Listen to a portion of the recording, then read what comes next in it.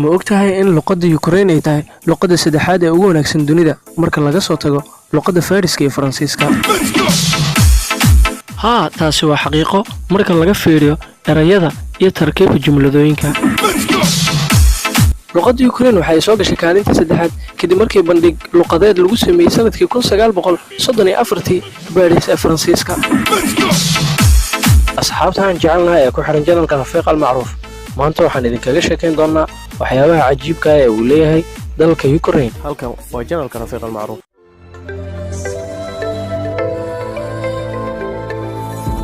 burburkii xukuumaddii Midowgii Soviyeeti kadib Ukraine waxay noqotay waddan madax bannaan. waxay xorriyadda qaadatay 24 Agoosto 1991. caasimadda Ukraine waxaa loo yaqaanaa Kiev.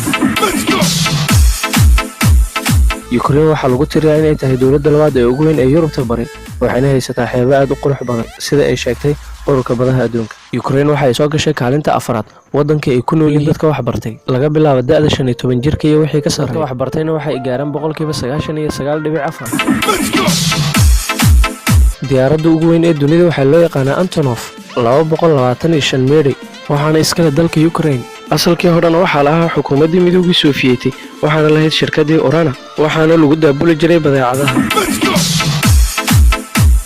Ukraine waxay bilowday wax soo saarka dhanka warshadaha sanadkii 1800. wixii intaas ka dambeeyayna waxaa sii kobcayay ama badanayay warshadaha ka howlgala waddanka Ukraine. warshadahana waxay soo saari jireen agabka sida diyaaradaha, waxyaabaha macdanta, kiimikada iyo kuwo kaloo aad u badan. waxaa lagu tiriyaa boosteejyada Metro Arsenalnaya oo ku taalla caasimadda Ukraine ee Kiev. boosteejyooyinka ugu gunta dheer ee caalamka waxay ku taallaa dhulka hoostiisa masaafo gaaraya 105 mitir, waxaana laga raacaa tareenada. boosteejyadan waxay ku taallaa meel u dhow xarunta baarlamaanka ee dalka Ukraine, waxaana loo dhisay markeedii hore arrimo security ah, taasoo loogu talagalay markii ay dhacaan ama lagu jiro dagaalada in dadka madaxda geliyo qaybtan hoose ee boosteejyada.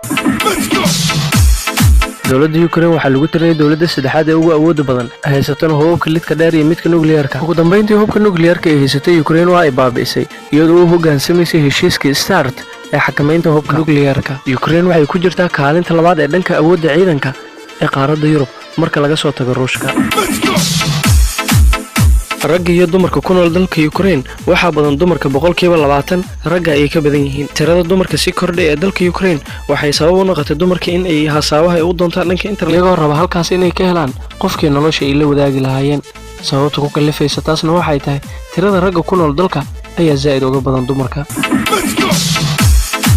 dastuurkii ugu horreeyay ee dunida laga sameeyay waxa uu ahaa dastuurka dalka Ukraine, waxaana la sameeyay sanadkii 1710. waxaa sameeyeen Hidmer Qozaqiya iyo Philip Orlet, wuxuuna ahaa dastuurkii ugu horreeyay ee dal uu yeesho. waxauna 70 sano uu ka wan yahay dastuurka dalka Mareykanka, kaasoo la sameeyay sanadkii 1780. qalabka muusika ee ugu caansan ee uu leeyahay dalka Ukraine waxaa loo yaqaanaa trumpeta, waana tubo aad u dheer taas oo lagu yeeriyo neefta, waxaana la isticmaali jiray xilligii hore si loogu muujiyo xilliga farxadda iyo xilliga murugada. ilaa iyo maantana waa la isticmaalaa. dhererka trumpeta waxay gaaraysaa 5 ilaa 8 mitir. jaaliyadda ugu badan ee u dhalatay dalka Ukraine waxay ku nool yihiin Ruushka, taasoo tiradooda gaaraya 4 milyan. jaaliyadda labaad ee ugu badan ee Ukraine waxay ku nool yihiin Canada, iyagoo gaaraya 1 milyan iyo bar. Canada waxay noqotay waddanka saddexaad ee Ukrainiyiinta ay ku badan yihiin marka laga reebo Ruushka iyo Ukraine. waxaa la hindisay faanuustii ugu horreysay ee laga isticmaalo dunida sanadkii 1853, waxaana lagu sameeyay magaalada Lviv ee ku taala dalka Ukraine. Ukraine waxaa lagu tiriyaa inay ka mid tahay wadamada ugu horreeya ee isticmaala ama dira dayax-gacmeedyada, kuwaasoo loo adeegsanaya cilmi baadhista, la socodka dhanka hawada. waxa ay daawacday wakaaladda cilmiga tiknoolajiyadda ee dalka Ukraine. waxa ay daawacday tan iyo markii xorriyadda qaadatay Ukraine ee sanadkii 1991 ilaa 2007 inay hawada u dirtay dayax-gacmeedyo gaaraya ilaa 6, kuwaas oo dhammaantood lagu guuleystay. dalka Ukraine waxaa ku yaala maqaayadda ugu caansan ee dunida ee McDonald's, taasoo ah maqaayadda saddexaad ee ugu weyn ee dalka. McDonald's waxa ay ku jirtaa 5 maqaayadood ee ugu shacbiyada badan ee dunida, taasoo aad loo jecel yahay cuntadeeda. ugu dambeyntii, gabdhaha ku nool dalka Ukraine ayaa loo aqoonsaday inay yihiin gabdhaha ugu quruxda badan ee dunida, waxayna ku guuleysteen 7 jeer oo isxigxigto gabdhaha ugu quruxsan ee dunida, kuwaasoo biladay ku qaateen.